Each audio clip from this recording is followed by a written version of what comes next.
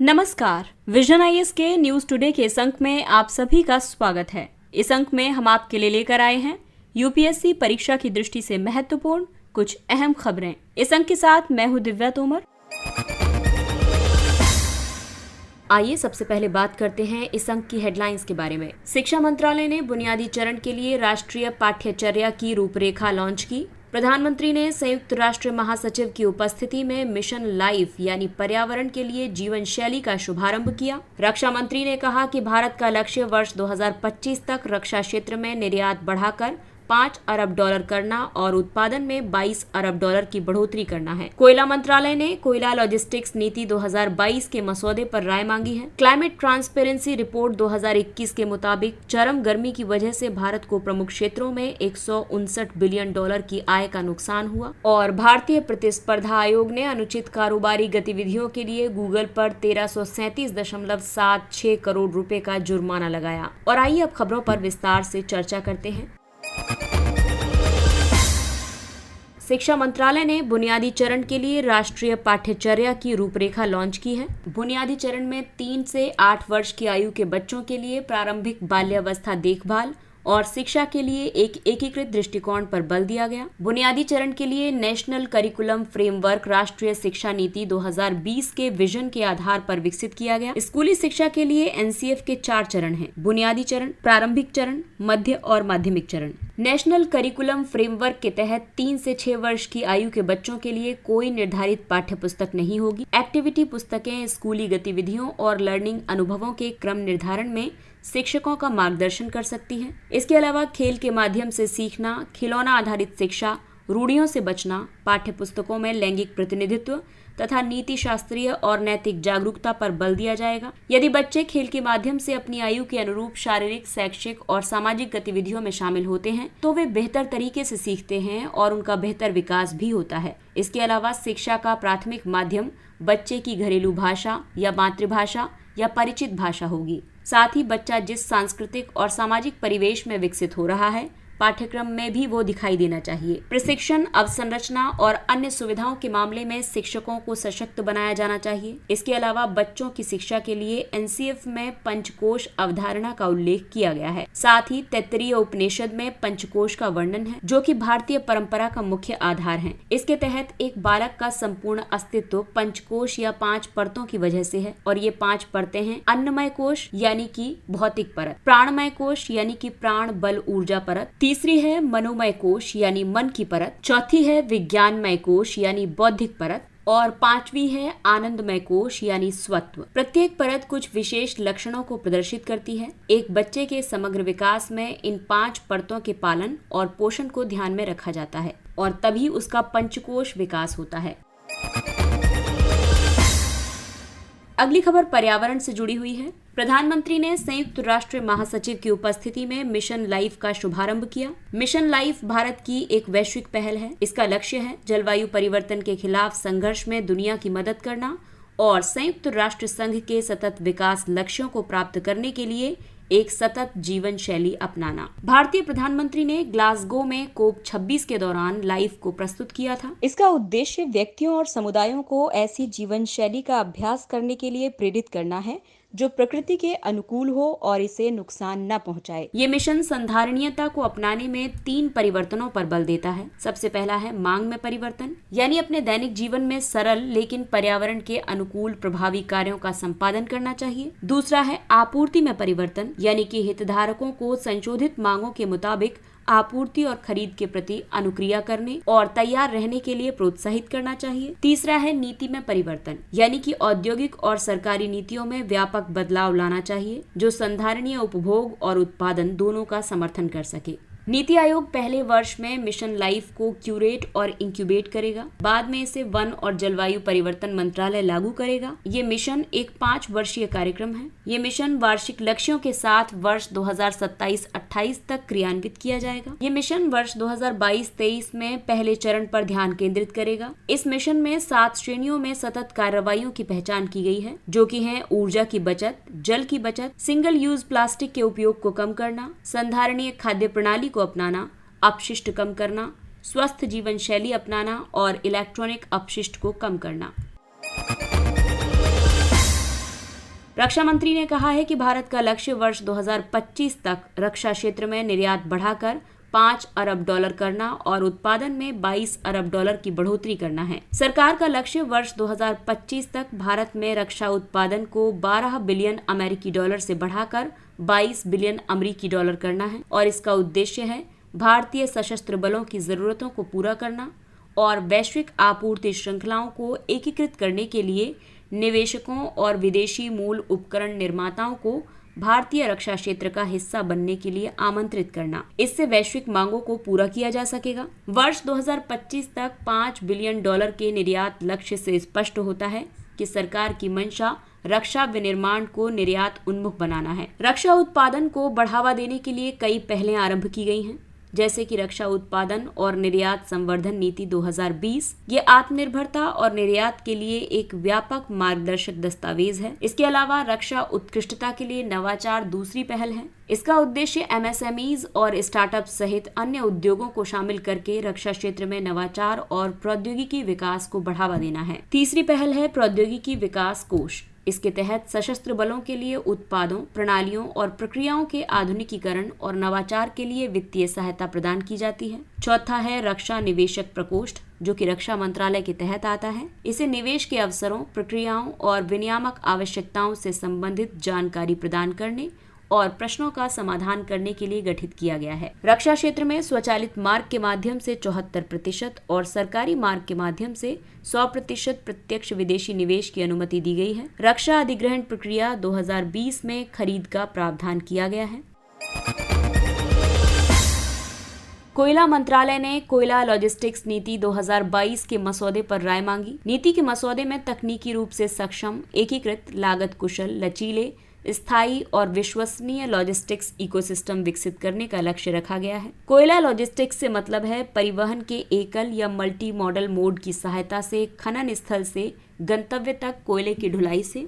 इसमें बिजली संयंत्रों, इस्पात उत्पादन संयंत्रों आदि को कोयले की आपूर्ति के उद्देश्य से भंडारण और लोडिंग भी शामिल है। कोयले की ढुलाई में कई चुनौतियां हैं, जैसे कि लॉजिस्टिक्स अवसंरचना में कम निवेश होता है। नीतिगत कमियों के चलते कोयला लॉजिस्टिक्स की लागत बढ़ जाती है। ढुलाई के लिए माल डिब्बों की कमी और समर्पित रेलवे लाइनों का अभाव है। इसके अलावा वैकल्पिक परिवहन मॉडल की सहायता से कोयले की बहुत कम ढुलाई होती है। साथ ही मल्टी मॉडल परिवहन में लॉजिस्टिक्स योजना पर बहुत कम ध्यान दिया गया है। इसके साथ ही कुछ नीतिगत रणनीतियां भी अपनाई गई हैं, जैसे कि हरित परिवहन पहल, सड़क से कोयले के परिवहन के बदले कन्वेयर, रेलवे और जलमार्ग के माध्यम से परिवहन पर ध्यान केंद्रित किया जाएगा। स्मार्ट कोल लॉजिस्टिक्स कॉरिडोर खदान से गंतव्य स्थल तक कोयले की ढुलाई पर पूर्ण निगरानी के लिए स्थापित किए जाएंगे। खान आवंटन प्रक्रिया के एक भाग के रूप में रेल और सड़क मार्ग को ध्यान में रखकर राइट्स ऑफ वे और फर्स्ट माइल कनेक्टिविटी की योजना बनाई गई है। यहाँ राइट्स ऑफ वे का मतलब है कोयले की ढुलाई के लिए अलग और समर्पित रेल और सड़क मार्ग। इसके अलावा उच्च लॉजिस्टिक दक्षता प्राप्त करने के लिए लॉजिस्टिक्स इकोसिस्टम की निगरानी में डेटा संचालित प्रणालियों का समावेश किया जा रहा है। जहां 2-3 कोयला खदानें एक दूसरे के पास हैं, वहां पर रेलवे साइडिंग जैसी कॉमन उपयोगकर्ता सुविधाएं विकसित की जा रही हैं। कोयला लॉजिस्टिक्स नीति 2022 के मसौदे के मुख्य उद्देश्य की बात करें तो इसके तहत लॉजिस्टिक्स आपूर्ति और उपयोगकर्ता पक्ष की जरूरतों को पूरा करके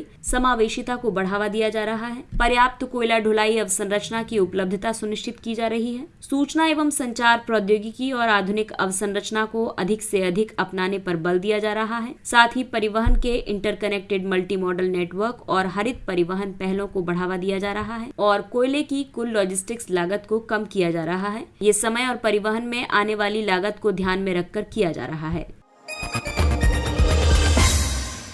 क्लाइमेट ट्रांसपेरेंसी रिपोर्ट 2021 के अनुसार चरम गर्मी की वजह से भारत को प्रमुख क्षेत्रों में $159 बिलियन की आय का नुकसान हुआ। ये रिपोर्ट G20 देशों में जलवायु प्रदर्शन की स्थिति पर एक संक्षिप्त परिदृश्य प्रदान करती है। रिपोर्ट में ये कहा गया है कि G20 देश वैश्विक उत्सर्जन के लगभग 3/4 के लिए जिम्मेदार हैं। हालांकि वे अभी भी अपनी जवाबदेही के मुताबिक आवश्यक कार्रवाई नहीं कर रहे हैं। भारत सहित G20 के 6 सदस्यों ने वैश्विक मीथेन संकल्प पर हस्ताक्षर नहीं किए हैं। 1.5 डिग्री सेल्सियस की वैश्विक ताप वृद्धि होने पर G20 के अधिकांश सदस्य देश जल संकट, लंबी अवधि तक सूखा और कृषि के लिए कम अनुकूल परिस्थितियों का सामना कर सकते हैं। रिपोर्ट में भारत के संबंध में कहा गया है कि वर्ष 2021 में चरम गर्मी की वजह से भारत को सेवा, विनिर्माण, कृषि और निर्माण क्षेत्रों में अपने 5.4% सकल घरेलू उत्पाद की हानि उठानी पड़ी है। इसके अलावा हिंदुकुश, कराकोरम, हिमालय के कई क्षेत्रों में कम हिमपात हुआ है और इसकी वजह से हिमनदों के पीछे हटने की घटनाएं भी दर्ज की गई हैं। साथ ही 1.5 डिग्री सेल्सियस की ताप वृद्धि होने पर वर्ष 1986 और 2006 की संदर्भ अवधि से स्थानीय वर्षों में 5.8% की वृद्धि होने का अनुमान है। वहीं श्रम उत्पादकता में 5% की गिरावट का अनुमान है। इस संदर्भ में जो प्रमुख सुझाव दिए गए हैं उसके तहत अक्षय ऊर्जा को अपनाने को बढ़ावा दिया जाना चाहिए। इसके अलावा सतत रोजगार सृजन पर भी बल देने की जरूरत है। सब्सिडी का लाभ सभी लोगों को देने की बजाय इसे केवल गरीब परिवारों पर ही लक्षित करना चाहिए। साथ ही शून्य कार्बन में निवेश के लिए जलवायु संबंधी वित्त पोषण को घरेलू स्रोतों से और अंतर्राष्ट्रीय सहयोग के माध्यम से बढ़ाया जाना चाहिए। इस संदर्भ में हालिया विकास क्रम देखें तो भारत ने वर्ष 2070 तक शुद्ध शून्य उत्सर्जन के लक्ष्य की घोषणा की है। इसके अलावा राष्ट्रीय स्तर पर निर्धारित योगदानों यानी NDCs को भी संशोधित किया है। इस संशोधन का उद्देश्य वर्ष 2030 तक अपनी अर्थव्यवस्था की कार्बन उत्सर्जन तीव्रता को वर्ष 2005 के स्तरों से 45% तक कम करना है और साथ ही वर्ष 2030 तक अपनी कुल स्थापित विद्युत क्षमता का लगभग 50% गैर जीवाश्म ईंधन ऊर्जा स्रोतों से प्राप्त करने का लक्ष्य भी निर्धारित किया गया है। ऊर्जा संरक्षण अधिनियम में भारी उद्योगों, परिवहन और भवन निर्माण क्षेत्रों के लिए न्यूनतम मात्रा में गैर जीवाश्म ईंधन ऊर्जा उपयोग अनिवार्य किया गया है। इसमें कार्बन व्यापार विनियामक ढांचे का भी उल्लेख किया गया है। आर्थिक क्षेत्रों की विकार्बनीकरण प्रक्रिया के संचालन के लिए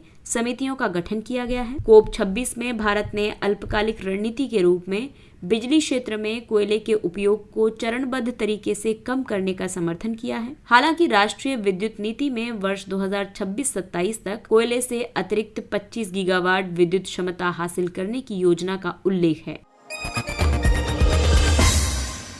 भारतीय प्रतिस्पर्धा आयोग ने अनुचित कारोबारी गतिविधियों के लिए गूगल पर 1337.76 करोड़ रुपए का जुर्माना लगाया है। गूगल पर यह जुर्माना प्रतिस्पर्धा विरोधी गतिविधियों के लिए लगाया गया है। गूगल पर यह आरोप लगा था कि उसने mobile operating system, app store, web search सेवाओं, वेब ब्राउजर और ऑनलाइन वीडियो होस्टिंग सेवाओं के मामले में बाजार में अपनी मजबूत स्थिति का दुरुपयोग किया है। गूगल पर यह भी आरोप था कि उसने मोबाइल एप्लीकेशन डिस्ट्रीब्यूशन एग्रीमेंट के तहत पूरे गूगल मोबाइल सूट का अनिवार्य प्री इंस्टॉलेशन सुनिश्चित किया है। गूगल मूल उपकरण विनिर्माताओं के साथ समझौता करके अपनी सेवाओं या ऐप को अनिवार्य रूप से प्री इंस्टॉल कराता है। इसके चलते उपयोगकर्ता अपने मोबाइल पर किसी चीज को सर्च करने के लिए गूगल ऐप का ही इस्तेमाल करते हैं और इस वजह से गूगल ने ऑनलाइन विज्ञापन मार्केट पर एक तरफा कब्जा करके अपने राजस्व में लगातार बढ़ोतरी की है। CCI के मुताबिक ऑनलाइन सर्च बाजार में गूगल ने प्रतिस्पर्धी सर्च ऐप्स की बाजार पहुंच को बाधित करके अपनी मजबूत स्थिति बनाए रखी है। इसलिए CCI ने गूगल को अपनी अनुचित कारोबारी गतिविधियों को रोकने और बंद करने का निर्देश दिया है। इस सब को देखते हुए बिग टेक कंपनियों के विनियमन से जुड़े कई मुद्दे सामने आते हैं, जैसे कि बिग टेक कंपनियां प्राइसिंग और प्रमोशन यानी कि किसी उत्पाद को बढ़ावा देने संबंधी निर्णयों को अपने हिसाब से प्रबंधित करती हैं। ऐसी कंपनियां कुछ व्यापारियों और उनके उत्पादों को बढ़ावा दे सकती हैं। इसके अलावा बिग टेक कंपनियां छोटी और तेजी से बढ़ती कंपनियों का अधिग्रहण करके नए स्टार्टअप्स के लिए बाधा का कार्य करती हैं। इन कंपनियों की व्यक्तिगत निजी डेटा तक पहुंच के कारण अक्सर निजता के अधिकार के उल्लंघन से जुड़े मुद्दे सामने आते हैं। साथ ही अलग अलग देशों में इन कंपनियों के कामकाज से जुड़े मुद्दों से निपटने के लिए कोई वैश्विक निगरानी और विनियामकीय ढांचा उपलब्ध नहीं है। CCI की स्थापना प्रतिस्पर्धा अधिनियम 2002 के तहत देश में प्रतिस्पर्धा विरोधी गतिविधि को विनियमित करने के लिए की गई है। इस अधिनियम की धारा 4 बाजार में प्रभावशाली स्थिति के दुरुपयोग से संबंधित है। और आइए अब बात करते हैं कुछ संक्षिप्त लेकिन अन्य महत्वपूर्ण सुर्खियों के बारे में। सशस्त्र बल विशेष शक्तियां अधिनियम अफसपा 1958। असम सरकार ने बेहतर कानून व्यवस्था का हवाला देते हुए पश्चिम कार्बी ओंगलोंग जिले से अफसपा को हटा दिया है। हालांकि राज्य के अन्य जिलों में अफसपा को 6 महीने के लिए बढ़ा दिया गया है। अफसपा सशस्त्र बलों को अशांत क्षेत्रों में कानून व्यवस्था को बहाल करने के लिए विशेष अधिकार देता है। आपको बता दें कि अशांत क्षेत्रों की घोषणा राज्य के राज्यपाल और केंद्र शासित प्रदेश के प्रशासक या केंद्र सरकार द्वारा की जाती है। आपको बता दें कि ऐसी घोषणा तब की जाती है जब किसी राज्य या यूनियन टेरिटरीज के किसी हिस्से या पूरे हिस्से में ऐसी परिस्थितियां उत्पन्न हों कि वहां सिविल अधिकारियों के सहयोग के लिए सशस्त्र बलों का उपयोग करना अनिवार्य हो जाए।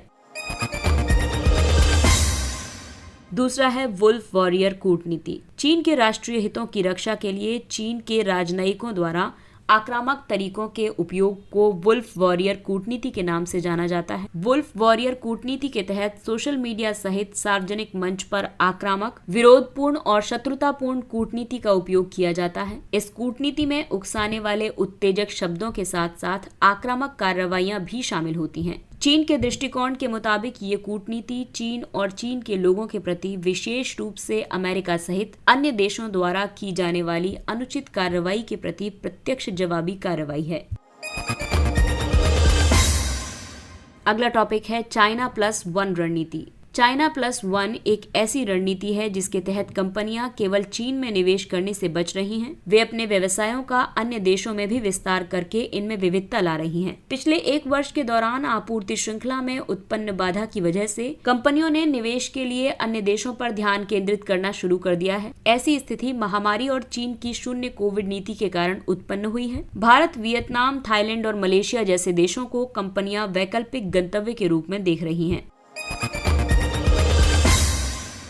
अगला है डिजिटल जीवन प्रमाण पत्र यानी डीएलसी। सरकार UIDAI आधार पर सॉफ्टवेयर पर आधारित फेस ऑथेंटिकेशन प्रौद्योगिकी आधारित प्रणाली विकसित करेगी। इसके माध्यम से पेंशन भोगी या पारिवारिक पेंशन भोगी डीएलसी को जमा कर सकेंगे। फेस ऑथेंटिकेशन तकनीक के माध्यम से पेंशन भोगी व्यक्ति की पहचान सुनिश्चित की जाएगी। इसके तहत किसी भी एंड्रॉइड स्मार्टफोन से जीवन प्रमाण पत्र को जमा किया जा सकेगा। ये तकनीक पेंशन भोगियों की बाह्य बायोमेट्रिक उपकरणों पर निर्भरता को भी कम करेगी। इस तरह से जीवन प्रमाण पत्र जमा करने की प्रक्रिया अधिक सुलभ और किफायती बन जाएगी। पेंशन भोगियों के लिए डिजिटल जीवन प्रमाण पत्र को वर्ष 2015-16 में शुरू किया गया था। इसके तहत पेंशन भोगी आधार कार्ड नंबर का उपयोग करके बायोमेट्रिक सत्यापन के बाद जीवन प्रमाण पत्र प्राप्त कर सकते हैं। अगला है मूल्य स्थिरीकरण कोष। मूल्य स्थिरीकरण कोष को वर्ष 2014-15 में कृषि सहकारिता और किसान कल्याण विभाग के तहत स्थापित किया गया था। इसके तहत एक रणनीतिक बफर बनाए रखने का प्रावधान किया गया है। इससे आवश्यकता पड़ने पर बाजार में दाल, प्याज और आलू जैसी कमोडिटी की आपूर्ति की जा सकेगी। इससे कीमतों के उतार चढ़ाव में कमी आएगी और इससे जमाखोरी और सौदेबाजी से संबंधित गतिविधियों में भी कमी आएगी। ये किसानों या किसान संघों से खेत या मंडी पर ही प्रत्यक्ष खरीद को बढ़ावा देता है। अगला टॉपिक है पिलर्स ऑफ क्रिएशन। नासा के जेम्स वेब स्पेस टेलीस्कोप ने पिलर्स ऑफ क्रिएशन यानी पीओसी की तस्वीर ली है। पीओसी गैस और धूल के सघन बादलों वाले क्षेत्र होते हैं जहां नए तारों का निर्माण होता है। इन त्रिआयामी पिलर्स का निर्माण ठंडी अंतरतारकीय गैस और धूल से होता है, यानी नियर इंफ्रारेड लाइट में अर्ध पारदर्शी रूप में दिखाई देते हैं। पीओसी पृथ्वी से 6500 प्रकाश वर्ष की दूरी पर मिल्की वे आकाश गंगा के ईगल नेबुला में स्थित है। इससे शोधकर्ताओं को तारे के निर्माण से संबंधित अपने मॉडल को बेहतर करने में मदद मिलेगी। अब शोधकर्ता नवनिर्मित तारों की अधिक सटीक गणना तथा पीओसी में गैस और धूल की मात्रा का बेहतर अनुमान लगा सकेंगे।